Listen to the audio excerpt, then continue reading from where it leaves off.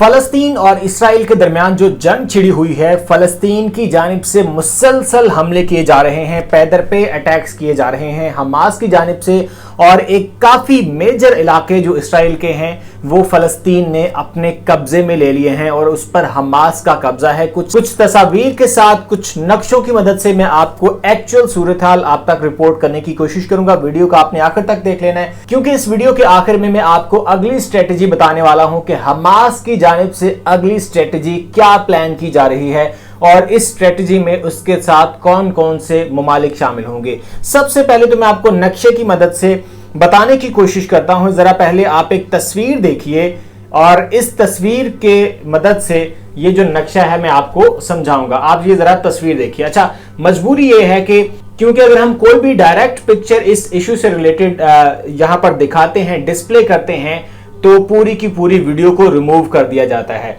मैं कोशिश करूंगा कि आपको इस पिक्चर के जरिए जो है वो समझा सकूं। ये आप रेड पट्टी जो इस टाइम देख रहे हैं, रेड पट्टी, ग्रीन पट्टी और इसके अलावा एक आपको अगला एरिया नजर आ रहा है। आपको ये जो रेड एरिया नजर आ रहा है ये है गजा की पट्टी, जो फेमस वन गजा की पट्टी। आप अक्सर जो है वो इसका जिक्र सुनते हैं, जो कि इसराइल और फलस्तीन के बॉर्डर पर है। ये बॉर्डर है, ये पट्टी है, इसको गजा की पट्टी कहा जाता है। ये जो आप रेड एरिया देख रहे हैं ये गजा की पट्टी है। अब गजा की पट्टी से काफी आगे तक ये जो आपको ग्रीन एरिया यहां पर नजर आ रहा है, ग्रीन एरिया, ये ग्रीन एरिया जो आप देख रहे हैं ये हमास यहां तक कब्जा कर चुका है। ये हालांकि इलाका तो ये इसराइल का है, लेकिन हमास गजा की पट्टी से काफी किलोमीटर तक आगे बढ़ चुका है और यहां तक जो है वो पहुंच चुका है और उसने यहां तक अपना कब्जा जमा लिया है। इसके अलावा जो आपको अगले इलाके जो ये वाले नजर आ रहे हैं ये है इसराइल। अब आप अंदाजा कर लीजिए कि अगर आप इसको 50% नहीं कहते, 40% नहीं कहते, तो आप 30% तो इसको कह ही सकते हैं कि जो हमास है वो 30% तक इसराइल में घुस चुका है। और बहुत सारी वीडियोस हम देख रहे हैं, बहुत सारी तस्वीर और फुटेजेस जो है वो सामने आ रही हैं, जिसमें हम देख रहे हैं कि जो इसराइली आला अफसरान है, फौजी अफसरान, उनको गिरफ्तार कर लिया गया है हमास की जानिब से। इसके अलावा काफी सारे फौजी हैं जिनको कैदी बना लिया गया है। और ये देखिए, एक और मैं आपको नक्शा बताता हूं, ये भी आप देखिए, ये देखें, ये जो आप येलो में देख रहे हैं ये गजा की पट्टी है और ये जो ग्रीन में आप देख रहे हैं ये वो एरिया है जहां तक जो हमास है वो पहुंच चुका है। इसके अलावा मैं मजीद तस्वीर की मदद से भी आपको जो है वो चीजें क्लियर करूंगा। एक वीडियो क्लिप मेरे सामने आया है, जरा वीडियो क्लिप भी आप देख लीजिए। ये वीडियो क्लिप आप देखिए। ये जो वीडियो में आपको नजर आ रहे हैं, ये जो वर्दियों में है, यूनिफॉर्म में है, ये हमास है, ये हमास के जो है वो फौजी हैं। और जो आपको ये शख्स नजर आ रहा है ये इसराइली फौज के जो आला ओहदेदारान हैं, ये वो लोग हैं जो कि आपको यहां पर नजर आ रहे हैं। और काफी सारी तादाद में और काफी बड़ी तादाद में इसराइल के जो फौजी हैं उनको भी अरेस्ट किया जा चुका है और उनके जो बड़े अफसरान हैं उनको भी अरेस्ट किया जा चुका है। एक और तस्वीर देखिए जरा, ये तस्वीर देखिए, ये इसराइल के वजीर आजम है नेतन्याहू। मैं क्लोज करके दिखाऊंगा, आप इस पिक्चर में जरा चेहरों पर परेशानी आप खुद ही पढ़ लीजिए, खुद ही देख लीजिए। ये मीटिंग है, आला अफसरान है। इसके अलावा इसराइल के जो वजीर आजम है नेतन्याहू, वो इस मीटिंग में खुद जो है वो इस सारे ऑपरेशन को देख रहे हैं और सारी सूरत हाल पर वो काफी ज्यादा परेशान है और उनको कुछ भी समझ नहीं आ रहा कि हमने करना क्या है। अच्छा, अब वापस आ जाते हैं हम इसकी डिटेल की तरफ के आखिर ये सूरत हाल जो है वो कहां तक पहुंची है।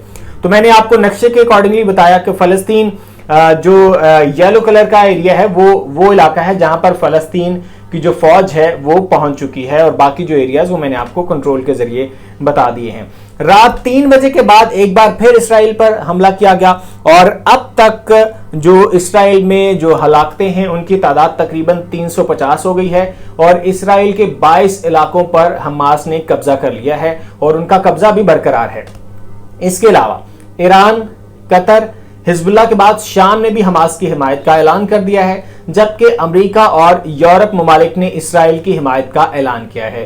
पाकिस्तान, सऊदी अरब, मिस्र और तुर्की ने जंग बंदी की दरखास्त की है। ये तो आ गया पाकिस्तान का स्टैंस। अब बहुत सारे लोग इस चीज के हवाले से भी इंतजार कर रहे हैं कि पाकिस्तान की जानिब से क्या स्टेटमेंट दी जाती है, पाकिस्तान किस तरफ खड़ा होता है। पाकिस्तान क्या इसराइल का साथ देता है, इसराइल के हक में बयान देता है, या फिर फलस्तीन के हक में बयान देता है, या फिर न्यूट्रल रहता है।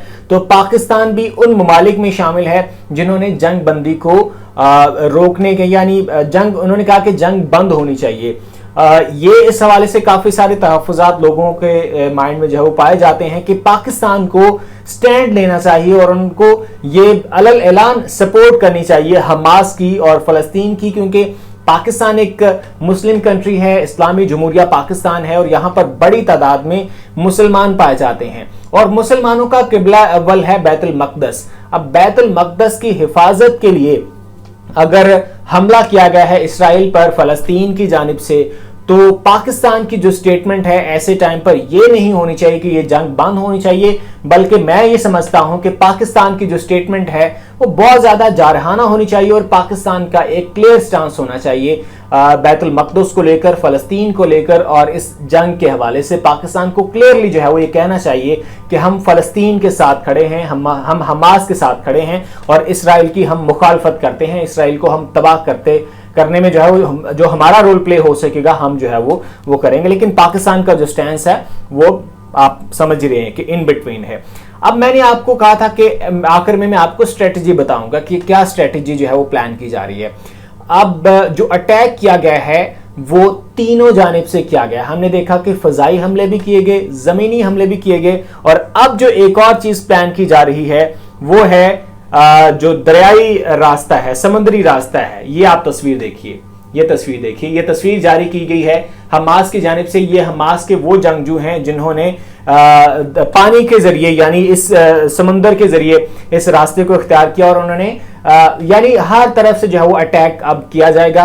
ये अगली प्लानिंग है, और जो 30% एरियाज जिनको ऑक्युपाई कर लिया गया है इसराइल के, अब उसको 50 तक लेकर जाया जाएगा, और ये फोर्सेज जो है मजीद आगे बढ़ रही हैं। और हम दुआ करते हैं कि अल्लाह पाक बैतुल मक़दस की भी हिफाजत फरमाए और अल्लाह पाक हमारे मुसलमान भाइयों की भी हिफाजत फरमाए। आपकी राय बहुत कीमती है, कमेंट सेक्शन में अपनी राय से हमें जरूर आगाह कीजिए। पेज को फॉलो कर लीजिए, चैनल को सब्सक्राइब कर लीजिए। मुझे इजाजत दीजिए, अल्लाह हाफिज।